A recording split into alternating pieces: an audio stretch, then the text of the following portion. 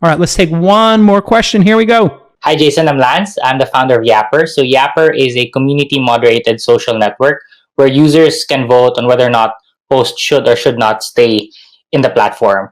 But aside from that, I'm also a college student right now. So my question for you is, are there any advice or tips that you can give me as I move forward being a startup founder and also a student? I just realized there's a lot of things to do here. So how do I manage my time and effort between the two? And also, how do I know it's the right time to, I guess, jump ship and leave one for the other? Thank you very much. And I hope you guys actually check out Yapper. Thank you. Lance, great question.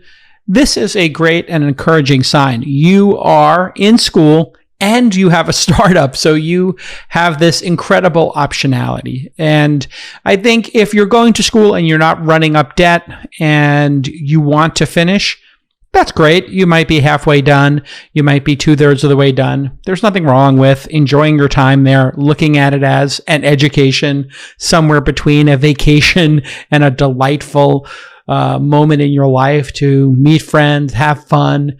But if the startup is getting traction and you love it and your heart's in it and you think that this is the future of your life, you can also pause school and, it will always be there. It's not going anywhere. In fact, they kind of need people and it's the middle of a pandemic. So staying in school in the middle of a pandemic, I think a lot of people would question whether it's worth paying that money for Zoom classes. And maybe it actually is a good time.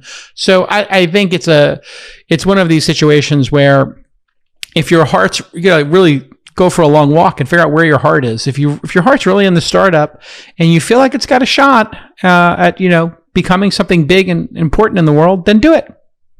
Why not? Your parents might give you other advice. I think the default advice is to stay in school, but you can't give that default advice anymore because school's always going to be there and school is expensive and school typically does not match the skills that you need when you graduate to generate income.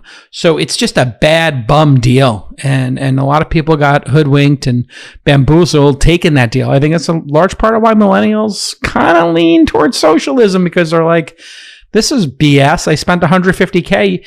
I went to graduate school after that and spent another $75K. I'm $250K in debt. And these debts don't equal a great job. What happened? You told me this narrative. And what happened was the price of education went 3 or 4x of what it should be.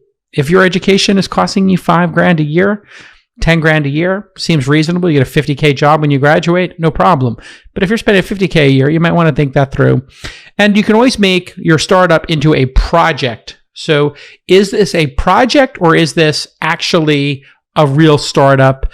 And what's going to look better on your resume when you get out in the real world? I mean, it's a really interesting thing to think about. For me, if I was hiring you to work at a company and you had 3 years of college and 2 years running your own startup, that looks better to me than 4 years in college and, an internship. No shame in the game if you got to pay the bills. I had to do it myself. But, the startup and having skills is what it's all about. Being entrepreneurial is what it's all about. So again, if it's a project and you don't think it's really going anywhere, you're unsure, you can keep it as a project. You don't have to turn it off. But if you feel like this is your Facebook, this is your Uber, this is your Tesla, yeah, I wouldn't worry about it. You can always go back to school. And it's a pandemic, so who cares?